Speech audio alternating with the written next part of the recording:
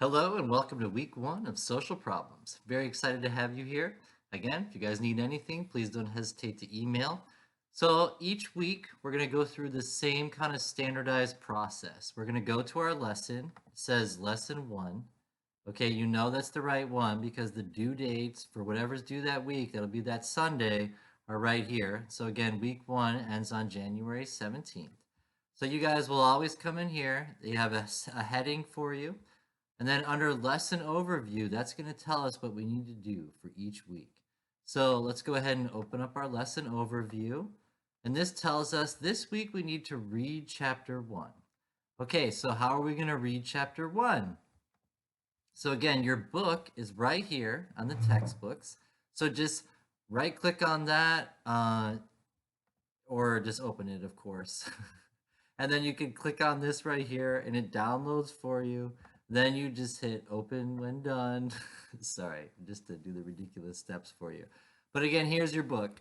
And so make sure you guys download it right here. And then I have a OneDrive file that I have for this class, and I put the book in the OneDrive. So it's always on a SkyDrive, always available. I don't have to keep downloading it each time. That works best for me. Again, as we showed you in the welcome video, just page 5 right here. That gets you to your titles. So this week it said we need to read chapter 1. So again, lesson overview pulls up this, says read chapter 1. So go to page 5. It brings up all the headings. So as you can see for chapter 1, we're going to be looking at what is a social problem, sociological perspectives, continuity and change, doing research. So you guys are going to then click and that takes you right to what you need to be doing for that week, okay? So you need to apply the material. It's easier for you in college if you go to the research first and then use the material and then apply that to do your assignments. Like, so when I want to do anything, I download like 12 articles, read all the articles. You don't have to read every single word, but read all, as much as you can to get what you need out of it, okay? And then you put it all together and then you just paraphrase everything. And so instead of going in blind to a class, it's good to go in being informed.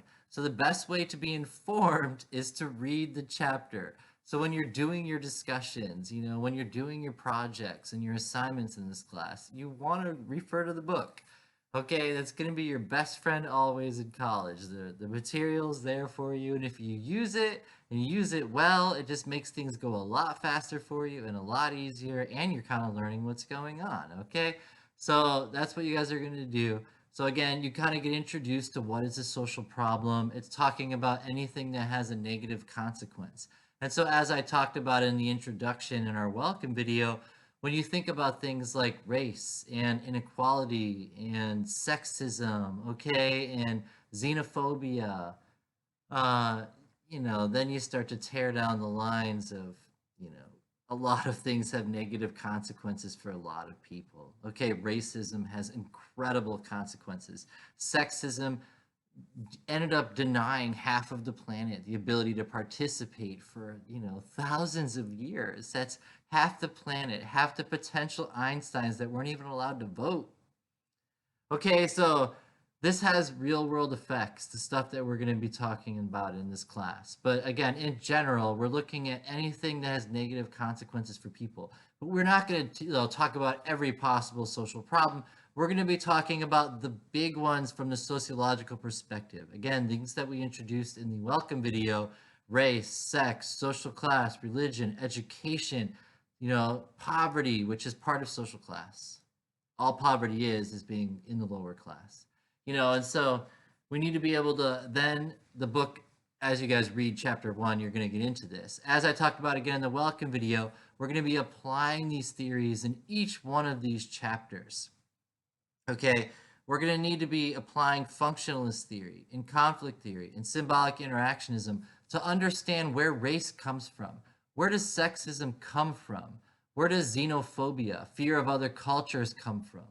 Okay, are we socialized into this? So you need to understand some of that basic introduction to sociology. How are you socialized into a culture? What happens if you're socialized into a culture that's racist?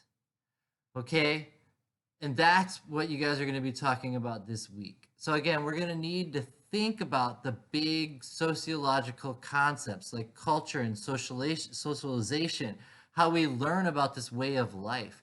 How do we learn about our attitudes, beliefs, ideologies? What is a culture? It's a common way of life, okay?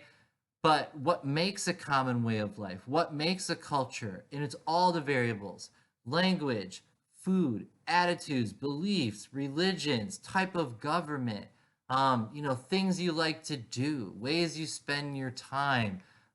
It's all of those things, okay? But it's also, structure is built into our culture. Social norms are built into our culture. What is right and wrong is built into our culture. Okay, and so we need to be looking at the association between culture and social problems. Again, that's why I talked about the association between race and culture in the welcome video, because the association between race and culture resulted from segregation because of racism, because Europeans didn't want to interact with non-Europeans. Society got segregated into race-based cultures, and then what race you were in determined what social class you were in. So society got divided into race-based cultures that were stuck in specific social classes. Minorities on the bottom, Europeans on the top, which meant Black culture got stuck in the bottom. Asian culture, with incredible discrimination against Asians. Look at things like the Chinese Exclusion Act. Okay, so you need to be thinking about all this stuff in this class, okay? And so that's the big thing, all right? So as you guys are working through this, all the stuff I just talked about, applying the theories, what is culture? Again, it's a common way of life, beliefs, ideologies, material items, non-material items, okay? Because again, ideologies, beliefs, religions have some material items like, objects. But again, the belief system is not material. It's a social construct. It's us exchanging ideas, using language to symbolically interact with each other to exchange meaning, which is impressions in our mind. And all meaning really is, of course, is just neurons releasing neurotransmitters talking to each other, because all knowledge is really just your cells, your neurons releasing neurotransmitters, which is the psychology of it all. So in this class, you guys will hear me talking about biopsychosocial all day long. I don't care if I'm teaching sociology or if I'm teaching psychology, I am constantly talking about biology, because I have to ask questions like, are people of different races actually biologically different? Well, not in the ways you might think. Again, a white person in America has more biologically in common than someone in Africa than they do some other white person. So do white people have things in common? Well, you got to ask a lot of questions if you're going to deconstruct things like racism, okay? Which we're going to talk about. But again, racism is just one part of economic inequality. Races were created for economic purposes so that one social class could dominate another. That's why they were made. But to see that is going to take a little bit of a sociological perspective, if you know what I mean, okay? So again, lesson overview. We are going to read chapter 1, everything I just talked about. Then you're going to read the what is culture. So that is right here, supplementary readings, what is culture? So then you're going to read this, okay? You're going to open up this, and then here it is, okay? All right?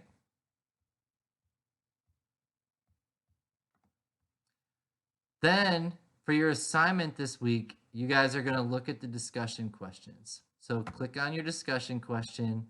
In here, what's very important is you follow the instructions. 2 paragraphs, it's about 200 to 400 words. You need to have that turned in, and then you also have to respond to 2 of your fellow classmates.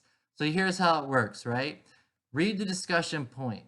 Prompt. It says, have you participated in any volunteer or other activity involving a social problem? Okay, so this enables you to do a little bit of creative writing just to kind of introduce you to the class. Follow the instructions. Then you're going to hit reply. Okay. Then in here, you write whatever it is you want to write. Then but what I do is I write on Microsoft Office. So I would open up my Microsoft Word and then I copy and paste it in here. Okay. That's how I roll. But just so you can see what it looks like. And then it posts in right there. Okay. So you want to reply to the main thread. Don't be, for their first initial discussion response, the 2 full paragraphs, you want to apply to the initial thread. Hit reply on this. Then you can reply to your fellow classmates by replying to theirs underneath. So now I could reply to myself, okay? And then I usually even do that on Microsoft Office, and then now you see where it's all in there, okay? So that's how you reply to yourself, and this is how you post to a discussion, okay? And notice how these are connected. That's because they're all one reply. If I then posted a brand new one, it will all be separated for you. So now you can see how there's a space here. This is where a new response begins, okay? So that's just a quick overview in case you're struggling with discussions, never done them. That'll just help you kind of think about everything you need to think about. Okay? All right. So then after you guys complete discussion 1, because this is an 8-week class, okay, so it moves pretty quick. You got to be kind of thinking ahead. Then you're going to do discussion 2. And this one, again, is on culture. So think about some of the stuff that I talked about. You have 2 approaches, okay? You have an ethnocentric approach. That means judging your culture, judging other cultures based upon your culture. Then there's the cultural relativistic approach, which is judging another culture based upon the values of their culture. Okay? And there's a lot of examples of this. Like you can say, which is the right side of the road to drive on? Should it be the right side or the left side? If you're ethnocentric, you'll say the right side is the correct way, and then the British have it backwards. However, if you're cultural relativistic, you can say, well, in America, they have this standard. In England, they have their standard. Who's to really say what's right and wrong? It just depends on the perspective of what you're looking at. So do we judge another culture based upon ours, or do we see their culture for what it is? So that's ethnocentrism versus cultural relativism. Some basic concepts you'll get in Introduction to Sociology, okay? So again, look through these discussions. It's the same thing. You're just going to reply to the initial one, and then you're going to reply to 2 of your fellow classmates, okay? And that's what I really grade on. Did you have, a good full 2 paragraphs? And then are you replying to your fellow classmates? So for week 1, that's all you have to do. Read chapter 1, read about culture, then do discussion response 1 and discussion response 2, and you're good. Please email with any questions or anything I can help you on. And again, very excited for you to be in this class. Thank you so much.